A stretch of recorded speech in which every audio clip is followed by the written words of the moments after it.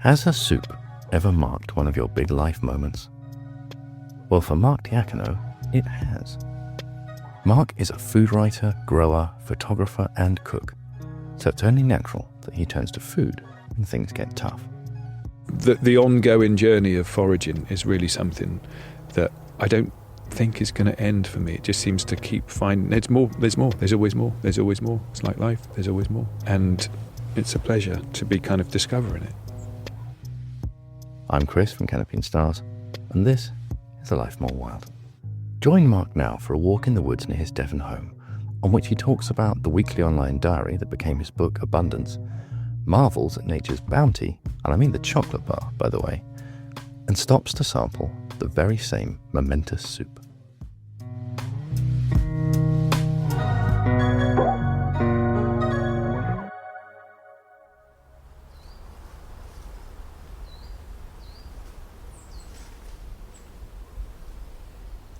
I'm Mark Diacono. I'm a gardener, a walker, I cook, and I spend a lot of my time thinking, writing, and coming up with ideas for food.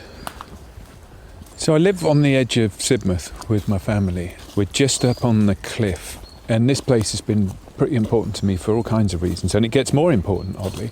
It's a place that it's taught me quite a lot up here, actually, because I get to pick things through the course of the year, so there's a bit of a larder up here of elderflower and elderberry and haulberries. There's gorse flowers, which I use quite a lot. There's a whole range of nuts, including hazels and chestnuts. It's also a place that's taught me a bit about bird life, and with the wonderful Merlin app, you can lose yourself really quickly out here with the company of the birds and the wind blowing through the trees.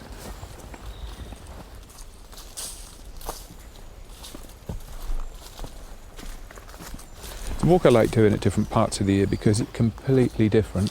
Even, 1 week to the next, the temperature's really dropped in the last week or so, and there's so much more of the leaves have hit the floor.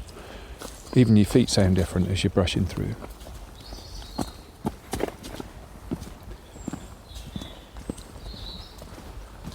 One of the things about this walk, it's no coincidence that I've come up with the idea for a few books walking along here, because, like I say, it takes you out of the busy-brained place that you're often in and occupies your mind in just enough of a not busy way to allow there to be a bit of space for creativity or thoughts just to fall in without really you meaning them to do exactly that.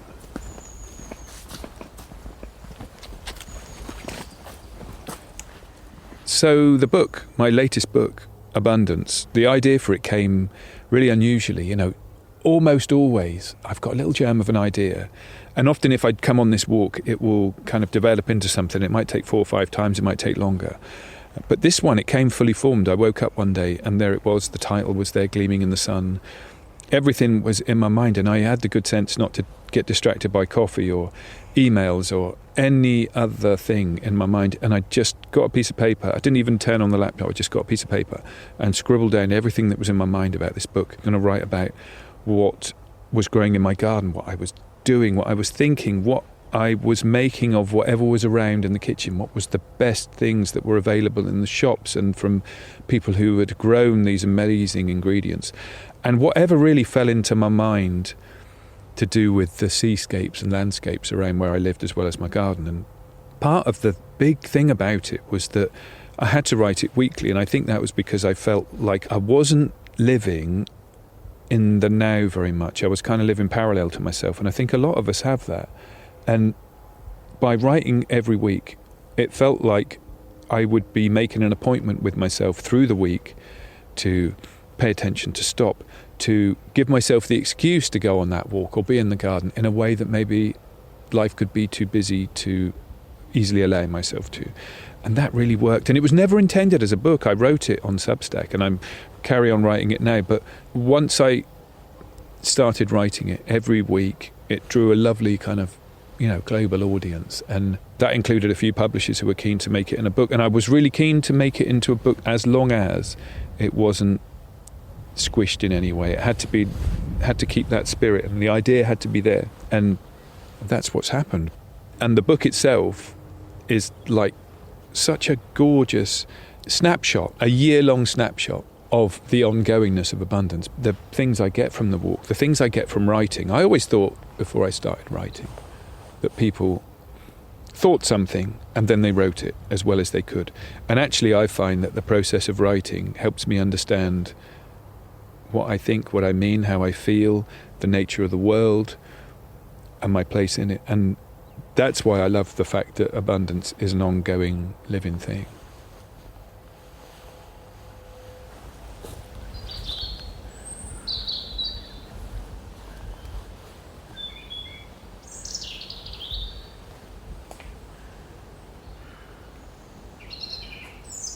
Isn't that extraordinary?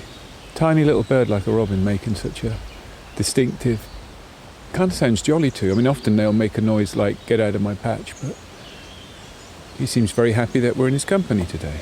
You know, a robin making a noise for what reason? It's not calling for a mate or telling us to get out of it. It just seems to be for the doing and the pleasure of it. So it's always kind of takes you somewhere else immediately. I think there's no question I do all my best thinking on this walk. It's just something that settles my brain into a good place.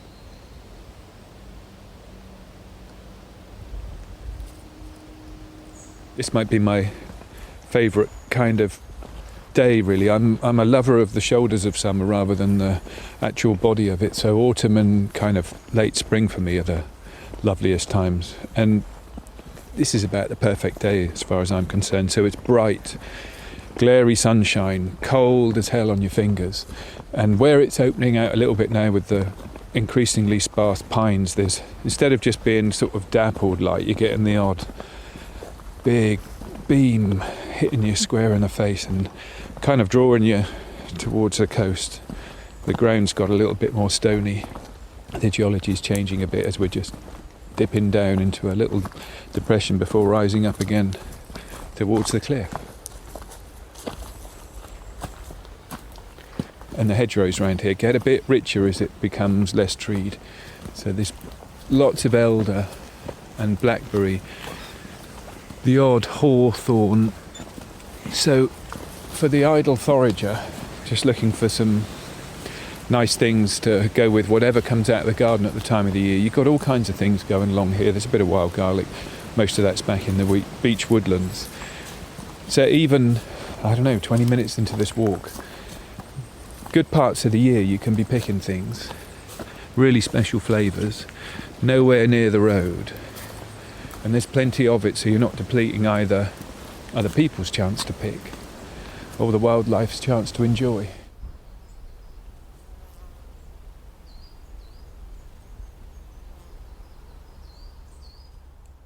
As someone who's spent quite a lot of years growing some of what they eat, I kind of came late to foraging, I guess. You know, I went for the early obvious stuff that most people get into, a few mushrooms here, some wild garlic there, elderflower very much. You get older and you kind of start noticing what's around you a little bit more. And more of the deliciousness that awaits in the wild, that is kind of open to all of us, because if you want to grow some of your own food, you need to have the space. But nature does a lot of it for you if you go out there. And one of the things that I love about this walk is that more and more possibilities have kind of fallen into my mind as I've just discovered what's going on, or I stop being so dim and don't, I just remember to come back here when the elderberries are ready. And that, that changes all over the place, depending on what the year's been like, and we've had a gloriously hot summer. But I've started using gorse flowers up here.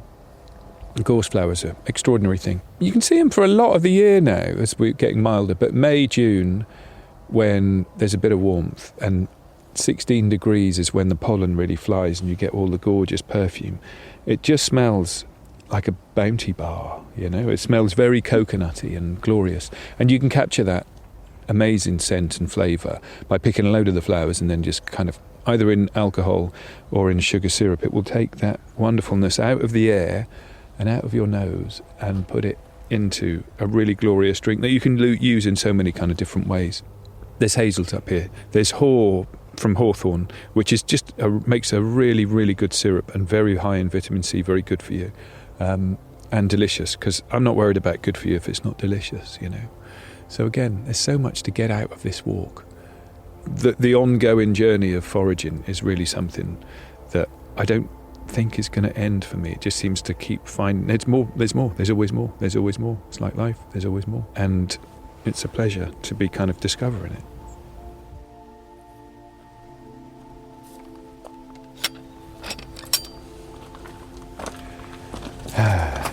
And here we are. Oh my God, there he is, hit in the face by the sun. Always seems to be so calm. And even though we're a good way up here, usually, unless the wind is really against you, you can hear the waves kind of rolling in, gently washing on the stones down on the shore. A few little boats out there doing a bit of fishing. I mean, honestly, you come up here on a winter's day and it's magnificent in its own way. And here we are in what might be the perfect autumn day. Bit softer under feet with the grass. My favourite elder just in front of us to the side, where, early in spring I come along and pick some of the flowers. A bit later in the year, kind of late summer, early autumn, I'll be in for the berries. Like I say, you get so much out of this walk, whether it's peace of mind, creative ideas, or flavours, things to take home, whatever. Gorgeous. See, even up here I can hear the waves.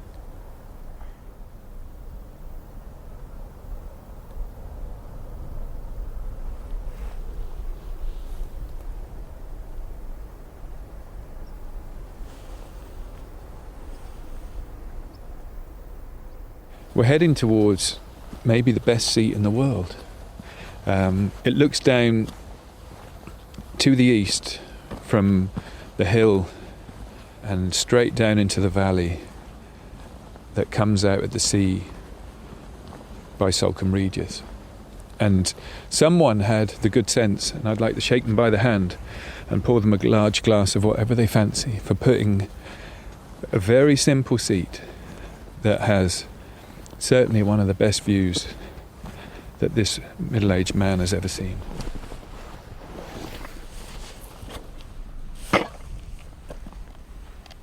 And here we are, I'm looking directly east along the coast. I'm sat on the bench with maybe the best view in the world. I want to say the best view around here, but maybe as good as anything I've ever seen. It's got everything. Come and find it. It's right out on Salcombe Hill, looking down towards the Salcombe Valley and out to sea. So, autumn last year, we took our daughter off to uni, and that was an interesting thing, because I think you discover at some point that you're always letting your child go. And I think I felt that really keenly on even the first day when she went to nursery. And it was quite a terrible thing and a great thing. I think it was the time I've been most happily heartbroken, shall we say, that she was heading off and needed us less, which is exactly how it should be. We got back, my wife and I, and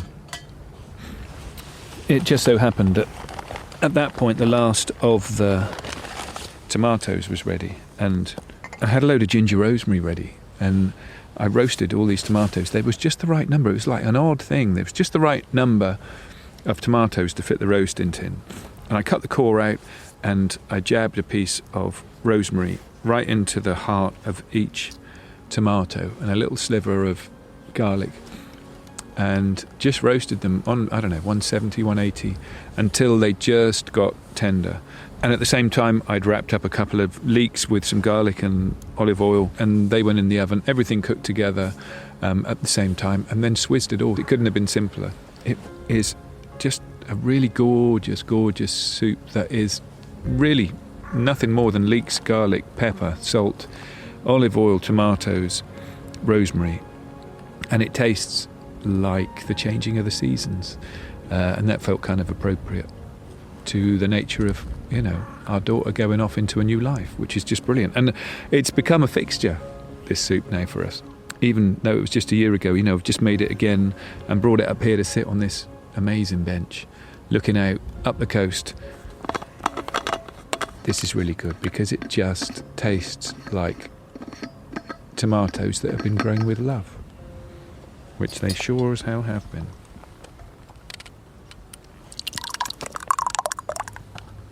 The recipe is in the book.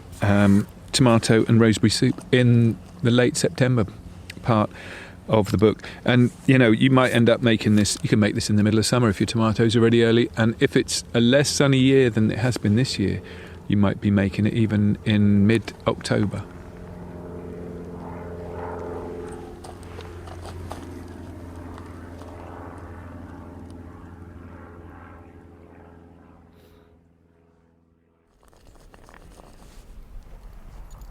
Well, after a very, very undeserved long sit at my favourite seat in the world, possibly, we're heading directly along the coast. We're heading westwards towards Sidmouth. Sea to my left, countryside to my right.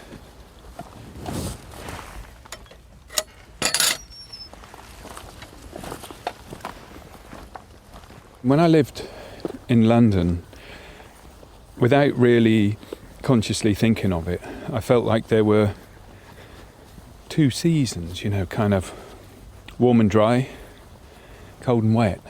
And I really have taken to the idea that's very much more commonly held in Japan of there being these 72 micro seasons, one every 5 days or so, characterised by small shifts. It might be change in the light, it might be that particular birds have particular behaviours, it might be that blossom has come out or has gone over, all of that stuff.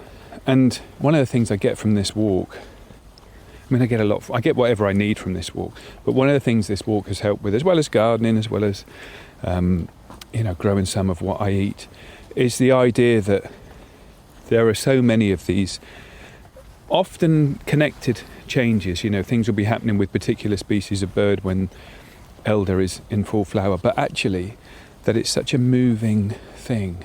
Every time I come up here it's different, but every time I come up here, even in the same day of the year to the one previously, it's really likely to have not changed. And I like that. I think all the idea of walking in general, it kind of gives me what I want, but this one in particular. So, I think I get some of that from gardening. I get some of that from cooking. I definitely get it from writing, where it helps me understand the world or how I feel about something. But this walk in particular, I think some of it is the variety, the fact that I'm now in a dead flat, pretty good grassy field, a few stones, very good for at least keeping some animals on. But the hedgerows are really rich and diverse and mixed. I heard a cell bunting for the first time up here a few months ago. And this walk, coupled with a couple of cheeky apps that help me identify what actually is the noise I hear, really help place you more in the time of year, where you live, what's going on, why that noise, why do the blackbirds sing then, why don't they sing then, and then when do they start, why and when do they start singing again.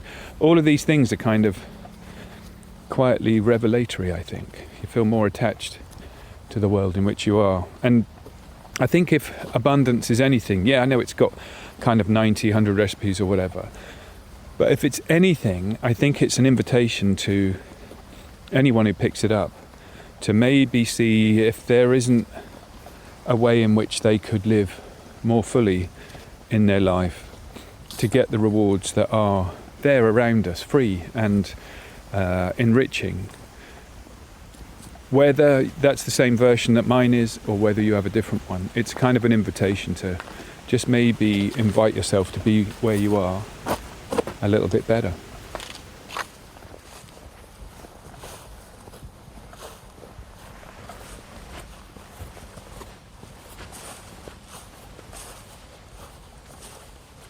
So heading back inland from the car, gone past the gorse, walking away from the sea and distant sounds of civilization, having been so peaceful. But I don't mind that. So this walk, I walk a lot around this coast, but this particular one always seems to have the answer, you know. It settles my mind. It shifts creative blocks.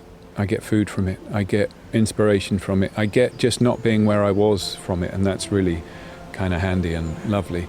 But also, you know, I came here first a lot when times weren't brilliant. You know, I was, as happens in everyone's life, I was having a bit of a bad patch, and it just helps you put everything nicely in its right place. There's always another day. There's always another season.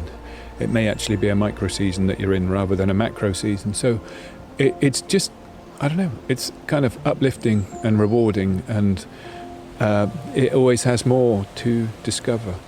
And you know, that's a matter of fact thing that I really love, but it's also a brilliant kind of metaphor that I really love too. So I'm walking back from the sea, and you head towards other humans and the town and movement and people and noise. And you know what, I don't mind too much. That's where I live a lot of my life, but it feels much enriched for even that hour-long loop.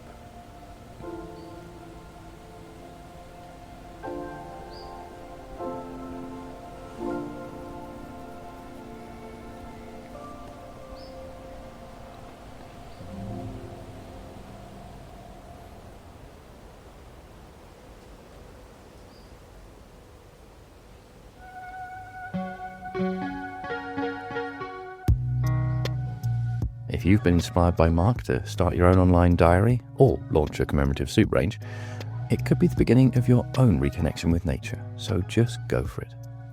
We'll leave you with a quick reminder to rate and review A Life More Wild wherever you get your podcasts, and to check out our Quick Strolls mini-series while you wait to take a wander with another great guest.